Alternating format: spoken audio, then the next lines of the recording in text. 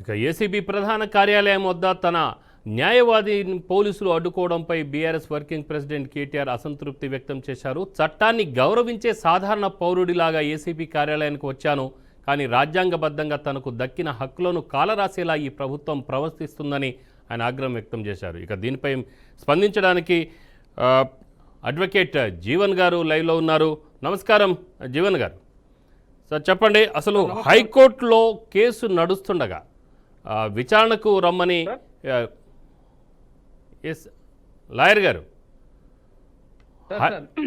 హైకోర్టులో కేసు నడుస్తుంది, జడ్జిమెంట్ కూడా పెండింగ్ ఉంది. అలాంటప్పుడు ఏసీబీ ఒక మాజీ మంత్రిని విచారణకు రమ్మని చెప్పడం ఎంతవరకు సమంజసము? అలా పిలిచే హక్కు ఉంటుందా? సార్, పిలిచే హక్కు ఉంటుంది సార్. యాక్చువల్గా ఇప్పుడు ఏదైనా కోర్టు నుంచి వెళ్ళి మనకు ఏదైనా విషయము మనము పొందుపరచడానికి లేకపోతే ప్రొనౌన్స్ చేయడానికి కంపల్సరీ కోర్టుకు వచ్చి తను నిజంగా తను చేసింది కరెక్టా కాదా, లేకపోతే తను చేసింది న్యాయపరంగానేనా, లేకపోతే ఇంకేదైనా చేయలేదా అనే విషయము. నిజంగా తప్పు చేస్తే రాకుండా ఉండాల్సింది, కానీ తప్పు చేయలేదు కాబట్టి కోర్టుకు వచ్చి అపీరెన్స్ తీసుకొని కోర్టుకు వచ్చి చట్టపరంగా కోర్టుకి గౌరవించి, హానబుల్ కోర్టుని గౌరవించి నిజంగా నేను ఏం తప్పు చేయలేదు అని చెప్పి తప్పకుండా లీగల్గా తను నిరూపించుకోవడానికి కోర్టుకు రావడం అది సమంజమే సార్. నా వంతుకు మాత్రం సమంజసమే అంటున్నా.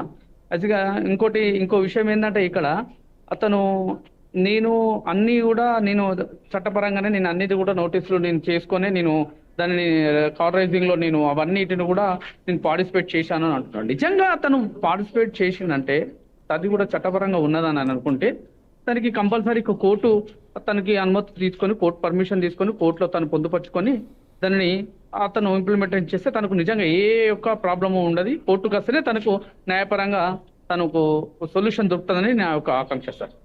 అంటే లాయర్ గారు, ఇప్పుడు మాజీ ముఖ్యమంత్రి కుమారుడు, అలాగనే మాజీ మంత్రి, అలాగనే ప్రస్తుత ఎమ్మెల్యే కూడా అయిన వ్యక్తి ఏసీబీ మరి ఒక విషయంలో ఆయన లాయర్లను అంటే తన టీంని, లీగల్ టీంని అనుమతించలేదని వెళ్ళిపోతానని చెప్పిన, అంటే ధిక్కరించి వెళ్ళిపోయిన వ్యక్తిని చూస్తే ఇక్కడ ఒకటి మనకు అపహాస్యం అనిపిస్తుంది చట్టం పట్ల.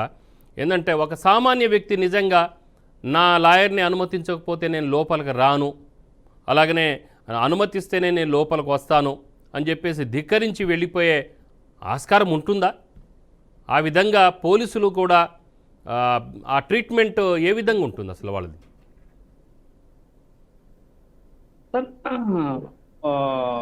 వాస్తవాన్ని అయితే ఆ విధంగా మాత్రం తనకు ఏదైతే కోర్టు తనకి ముందు నోటీసులు ఇచ్చిందో ఆ నోటీస్ ప్రకారము తనకి ఆ నోటీస్ పేపర్ పట్టుకొని తను ఏ లాయరు లేకున్నా కూడా, తనకి ఏ సపోర్టు లేకున్నా కూడా డైరెక్ట్ కోర్టుకు గౌరవించి కోర్టుని దాంట్లో పొందుపరిచి తనకు ఇచ్చిన నోటీసుని బట్టి తాను ప్రజెన్స్ కావచ్చు సార్. దానికి కోర్టుకి తను రిప్లై ఇవ్వచ్చు.